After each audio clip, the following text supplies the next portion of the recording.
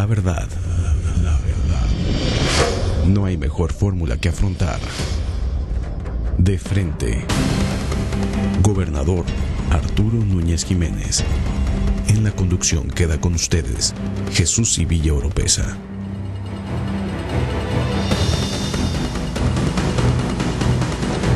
De frente.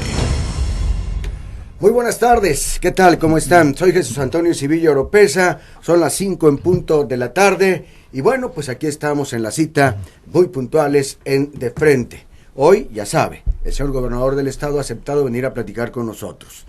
Y fíjese que cuando uno inicia un nuevo año, con este también vienen de la mano fe y esperanza. Fe en que nuestros proyectos se hagan realidad y esperanza en que las cosas salgan bien. Uno inmediatamente busca las nuevas noticias con la esperanza de que éstas sean buenas, aunque no siempre lo son. Comunicar puras buenas noticias sería lo ideal, pero nos saldríamos de la realidad para trasladarnos a un mundo ideal que desgraciadamente no existe. Sin embargo, a pesar de las malas noticias, que por lo regular son las más cotizadas, son las que llaman la atención, son las que busca la gente, también hay buenas. Cuando inicia el año, hemos invitado a platicar al gobernador del estado, Arturo Núñez Jiménez, sobre la situación actual del estado, sobre los proyectos que esperamos se hagan realidad, sobre los que se han programado y no han aterrizado. Pero efectivamente, tenemos que partir de cómo se encuentra nuestra patria chica, saber por qué no se ha avanzado de acuerdo a nuestros deseos, aunque vale la pena decir que cada quien tiene diferentes deseos, para de ahí darnos cuenta de lo que nos hace falta y saber qué se va a intentar y qué se va a cumplir. En ese tenor, como les decía, se encuentra con nosotros el licenciado Arturo Núñez Jiménez, gobernador del estado, a quien le doy las buenas tardes y bienvenido, Arturo, aquí a la mesa de trabajo de Telereportaje. Buenas tardes, Chuy, muchas gracias por la oportunidad como siempre. Pues, un saludo a ti y al auditorio y un buen año para todos, que mucho nos hace falta. Deseo de feliz año también de mi parte. Entendemos, Arturo, que realizaste un gobierno con graves problemas, con rezagos grandes también, al que se ha calificado como saqueado. Y estos primeros 3 años han sido pues realmente difíciles, muy difíciles. Han sido, la situación económica es muy apretada, denuncias de corrupción incluso han involucrado, aparte de tu gabinete, en denuncias públicas. Los sectores productivos no despegan, por lo menos no como quisiéramos. El campo va muy despacio, la crisis de salud que ha traído a la Secretaría del Ramo a un nuevo titular continúa, aunque ya hay pasos para que esto se solvente. La seguridad sigue siendo un difícil escollo a pesar de los esfuerzos que se han hecho, y este escollo hiere de verdad al tabasqueño. Y ahora, bueno, pues también en lo político, en el Congreso tu partido ya no tiene mayoría, como el trienio pasado. Yo te preguntaría, para empezar, Arturo, ¿cómo calificarías tú estos 3 primeros años de gobierno? Estamos a la mitad prácticamente. Bueno, Chuy, yo te diría de entrada que han sido 3 años de perseverancia en superar lo más crítico de la crisis heredada, pero no solo heredada, sino también de la crisis que estamos viviendo hoy en día, porque no es un asunto, el de la crisis, decir que lo que ocurrió es lo único que enfrentamos. Tú recordarás que yo establecí desde el primer año 3 bienios, uno de enfrentamiento de la crisis en su fase más aguda, 2 de consolidación. Este sería el segundo de este segundo etapa. El segundo año de esta segunda etapa, y el tercero de crecimiento y desarrollo. Pero evidentemente pues estás condicionado al entorno, al contexto en el que te mueves. Y esto no solo le ocurre a Tabasco, le ocurre al país en su conjunto. Estamos enfrentando una crisis global, reacomodo de mercados, China deja de crecer y deja de ser motor de la economía mundial en el ritmo que lo estaba haciendo. El dólar se reposiciona. Estados Unidos, gracias a sus descubrimientos de hidrocarburos, tiene una posición otra vez claramente de fuerza. Suben las tasas de interés, el precio del petróleo se derrumba como no había ocurrido en muchos años, pero además de una manera prolongada, no meramente coyuntural, y según los especialistas de mercados de futuro puede prolongarse aún más. de tal manera que aún las previsiones iniciales tienen que irse ajustando, no en función de lo que recibiste, sino de lo que está ocurriendo. No es un asunto de decir todo se debe a la forma en que recibimos el Estado. Evidentemente hay mucho de ello, porque muchos son problemas que se acumularon, y no me refiero solo al desfalco financiero, me refiero también a la crisis de nuestra economía, Chuy. De alguna manera nos empalagamos con el auge petrolero y desatendimos las otras actividades no petroleras. Dijimos allá por los años 70, más bien, cuando el auge petrolero de Samaria y de Reforma y de también Cantarell, que íbamos a sembrar el petróleo, queriendo decir con ello que los ingresos petroleros nos iban a financiar el desarrollo de nuestras actividades primarias del campo. Y lejos de ocurrir eso, ocurrió exactamente lo contrario. Le pusimos todo el empeño a girar en torno al petróleo, hicimos una petrodependencia enorme que no solo tiene que ver con las finanzas, cosa que también ha ocurrido a nivel federal y que ahora se está despetrolizando las finanzas, como decía hace unos días José Ángel Gurría, a la mala, no porque haya habido otras fuentes de ingreso que sustituyeran a los petroleros, sino los ingresos petroleros que se han caído por la caída del precio del petróleo. Entonces es evidente que nosotros también hemos padecido de esto. Obviamente reconstituir los sectores productivos diferentes al petróleo, pues es un tema complejo que se lleva tiempo, que yo también me desespero en ocasiones, quisiera que las respuestas de inversión, que los proyectos que hemos venido madurando, que platicamos, recibimos a muchos inversionistas nacionales, extranjeros, que están interesados en invertir, pero las cosas se van concretando muy lentamente. Producto del momento que vive el mundo, producto del momento que vive el país, el que vive el Estado, que le repercute particularmente porque está vinculado a la industria petrolera. Fíjate, en el tema de las finanzas públicas, cuando se hizo el cambio de reglas de participaciones, de lo que yo hablé mucho el año antepasado, dejamos de recibir en función de cuánto aportas para que cuántos habitantes tienes y salimos perdedores, particularmente Campeche y Tabasco. Para compensarnos de la pérdida se establecieron varios fondos. Uno del que salimos de inmediato porque era en función de ser de los 10 más pobres del país, y como se empezó a medir en el Producto Interno Bruto el producto petrolero, resulta que ocupamos el 4º lugar per cápita, somos un estado rico según ese indicador y no tendríamos derecho a esos fondos.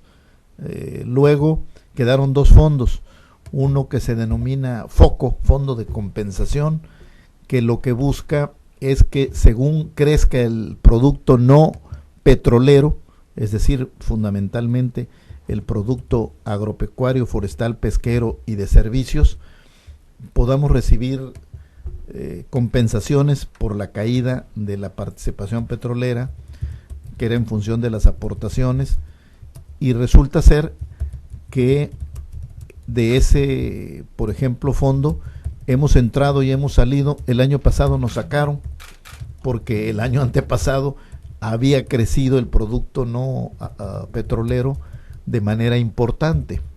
Y por último está el quizá más importante, el FEXI, el Fondo de Extracción de Hidrocarburos, que cambió con la reforma energética, que dimos una pelea para que aumentara la tasa, aunque va a aumentar el número de jugadores que participen en la distribución de ese fondo que se diseñó para compensarnos por las vacas flacas del cambio de reglas.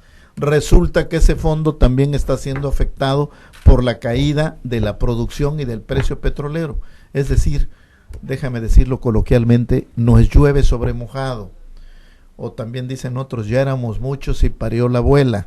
Es decir, ya traíamos problemas financieros por el cambio de reglas, y los mecanismos de compensación que están vinculados al petróleo resulta que también nos afectan. Eso es lo que nos hace diferente a otros estados donde se ve un progreso más sostenido que en Tabasco, porque tú dices que esto sucede en todo el país, sin embargo vemos como otros estados nos han rebasado por toda la razón, por la derecha. Hay estados en términos de indicadores como Querétaro o Aguascalientes que están creciendo de una manera destacada. Esto ocurre de manera genérica entre los centros nortes que se han beneficiado primero que nada por el cambio de modelo económico de apertura hacia el exterior y de vinculación con la economía americana por el Tratado de Libre Comercio de América del Norte.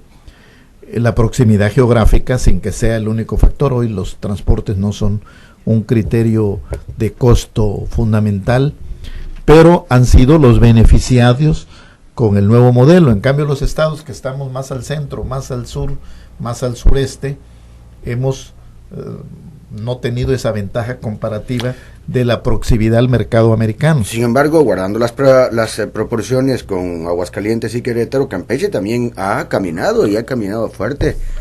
Campeche ahorita está sufriendo como nadie. Hoy viene una nota, un reportaje sobre el tema en el periódico Reforma. Yo creo que están teniendo una repercusión todavía más grave que la que tenemos en Tabasco por la caída de la industria petrolera, particularmente Ciudad del Carmen, pero es la capital económica de Campeche. Desde ese punto de vista han tenido cierre de empresas, desempleo. Leí la nota que pueden haber quedado desocupadas 25,000 personas en Ciudad del Carmen. Yo sabía de alrededor de 30-40,000 personas. Con todo lo que esto entraña, porque Campeche, como tú sabes, es el primer productor de hidrocarburos, fundamentalmente de crudo, porque de gas natural lo somos en Tabasco. Y esto deriva de que se le carga lo que ocurre en Cantarell, lo que ocurre en la plataforma marina, y justamente de nuestros yacimientos, el que mayor problemas tiene de caída en términos de producción es Cantarell. Entonces, de manera más directa, a Campeche le pega la caída de la producción y adicionalmente la caída del precio. Obviamente a nosotros también nos pegan ambas variables, la caída de la producción y la caída del precio del petróleo. Pero nosotros no dependemos de un solo gran campo, de un solo gran megayacimiento como lo fue Cantarell, y Campeche sí. Entonces allá es todavía más pesada la carga de la crisis. Pero fundamentalmente esto ocurre cuando estamos empeñados en reconfigurar la economía, como yo lo he venido diciendo, sí, aprovechar las oportunidades de la reforma energética, que también son lentas, sin lugar a dudas se van a dar, pero requieren de tiempo para madurar, y simultáneamente despetrolizar la economía, para que no dependamos de un solo producto. Fíjate que en ese aspecto, si analizamos cuáles son los estados que avanzan más, que tienen más desarrollo, son estados que no tienen que ver nada con el petróleo.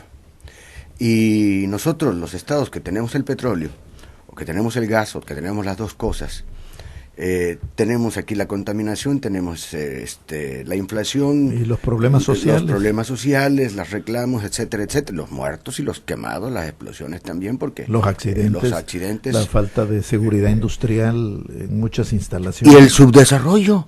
No caminamos a la par teniendo aquí el petróleo. O sea, el petróleo no es bueno tener petróleo. Podríamos concluir con esta situación, porque insisto, Jalisco no tiene nada que ver con el petróleo. Casi tendríamos que decir, Nuevo León no tiene que ver nada con el petróleo. Con López Velarde, los veneros del petróleo te los escrituró el diablo, pues ¿no? Sí.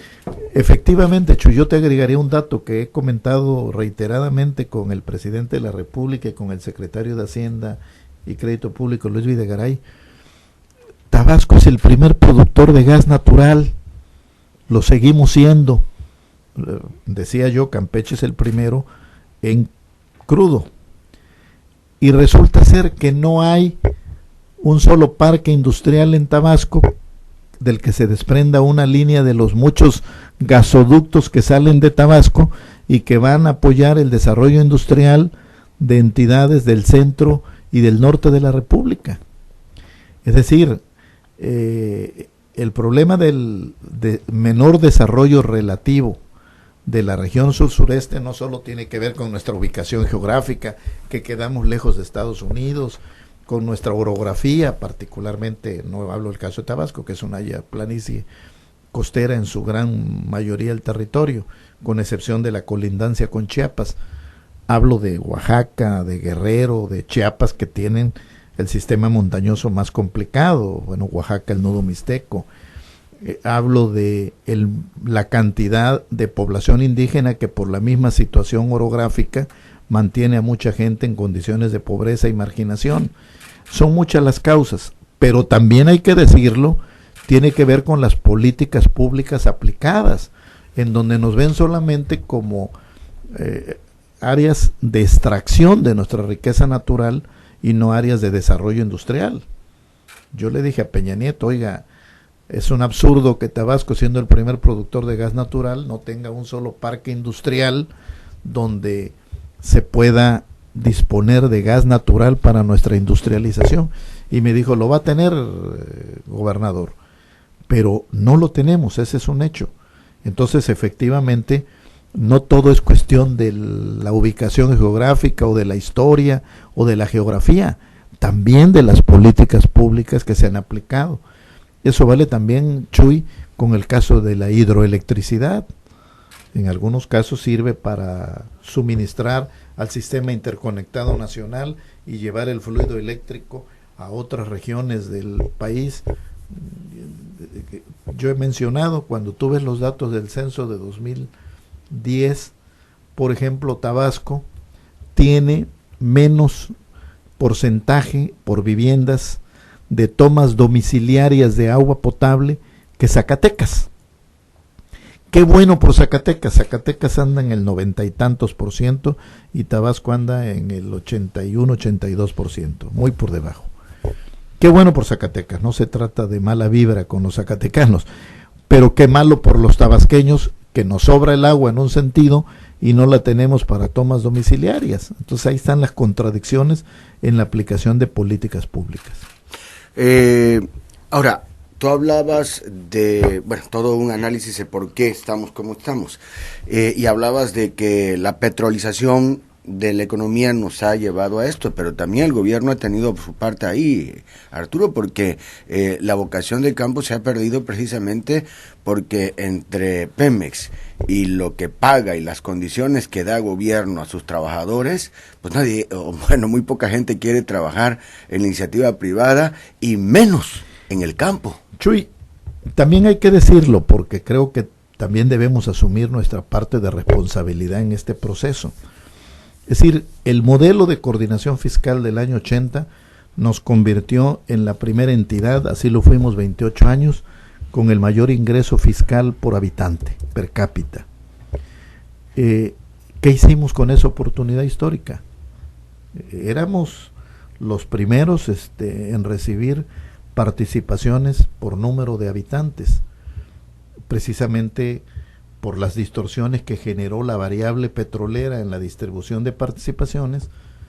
Se hizo el cambio para que fuera parejo y que recibiera por habitante lo mismo un mexicano de Sonora, uno de Guerrero, uno de Oaxaca, uno de Chiapas y uno de Tabasco, porque Tabasco podía recibir 6,500 pesos por tabasqueño y Guerrero recibía, que era el que menos recibía, 1,700 pesos por guerrerense.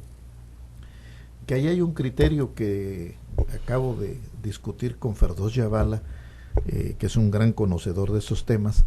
Es el gurú de las finanzas. De que la política de ingresos no debe servir para la equidad. Del que debe servir para la equidad es la política de gasto público. Que tú tengas un gasto per cápita igual, pero no puedes tener un ingreso igual, que es lo que nos llevó el modelo de el número de habitantes solo para distribuir participaciones, porque aquí es en función de cuánto aportas. Obviamente el más rico aporta más según la progresividad del impuesto sobre la renta, por decirte algo, y el más pobre aporta menos. Entonces el ingreso está sujeto a variables que lo hacen diferenciado, no homologado. La equidad debe lograrse por el lado del gasto. Esta es una pelea que tenemos que dar por Tabasco en términos de volver a replantear el modelo de distribución de participación. ¿Ya le están dando, Arturo? ¿Van a empezar a dar? Lo estamos planteando. ¿Dónde es esa pelea? ¿Dónde se da esa pelea? Para empezar, puede ser en el seno de la Conferencia Nacional de Gobernadores, pero tienes que tener muchos aliados en los gobiernos estatales, si no, evidentemente, pues no prospera. Y si debes establecer mecanismos donde si va a haber ganadores y perdedores, que con cualquier fórmula que adoptes va a haber ganadores o perdedores, el criterio de aportación generaba perdedores. Te menciono el caso de Tabasco como ganador y el caso de Guerrero como perdedor. Hiciste equidad, ahora es igual Guerrero que Tabasco, pero perdió Tabasco. Y cualquier criterio que adoptes, entonces tiene que ser probablemente una combinación de criterios. Pero hay mal pensados que todo esto al que le benefició realmente fue al Estado de México, el estado de donde es el presidente Peña Nieto. En correspondencia tiene el mayor número de habitantes, digamos, es como fue el criterio seleccionado. ¿Lo pensó bien? Fue la consecuencia. ¿O se lo pensaron bien? Sí, fue la consecuencia. Pero lo que bien dice Ferdoz Yavala es que la equidad debemos buscarla por el gasto público, que debe ser compensatorio de las desigualdades y ser equitativo. Pero por el lado del ingreso debemos obtener ingreso y tratar a cada quien de manera diferenciada. No todo mundo tiene petróleo.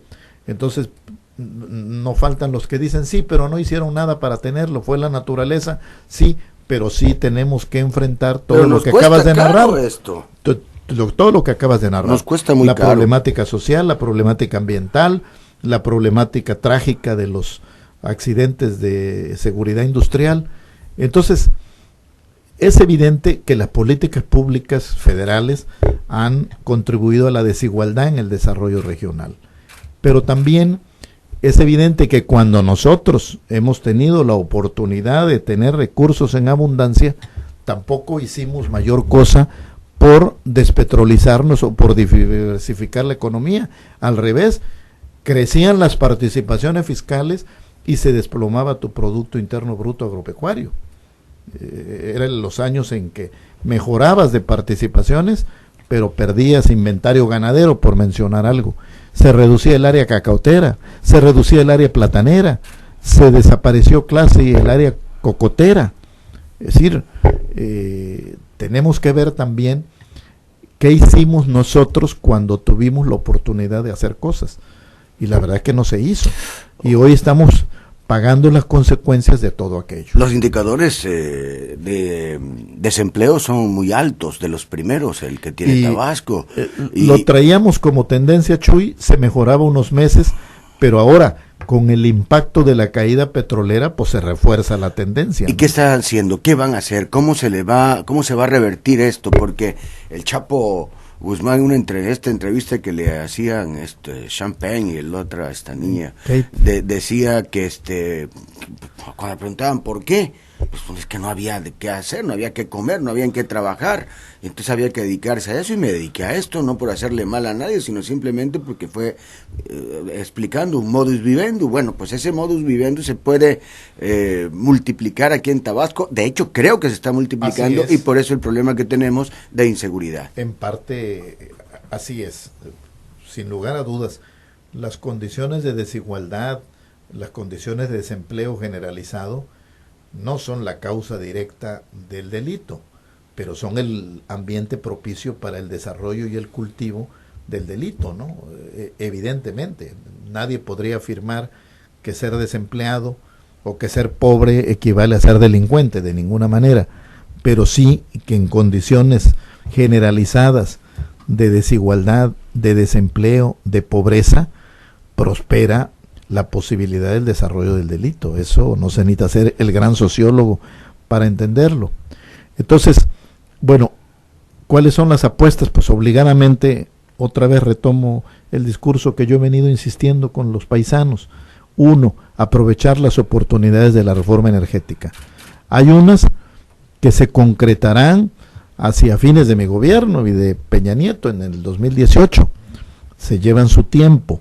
Aunque ya se hayan licitado y asignado bloques en el mar, por ejemplo, todavía hay que explorar, todavía hay que perforar, todavía hay que ver el comportamiento del precio del petróleo, si justifica todas esas inversiones para entrarle desde ahora o esperarse a que se recupere el precio del petróleo.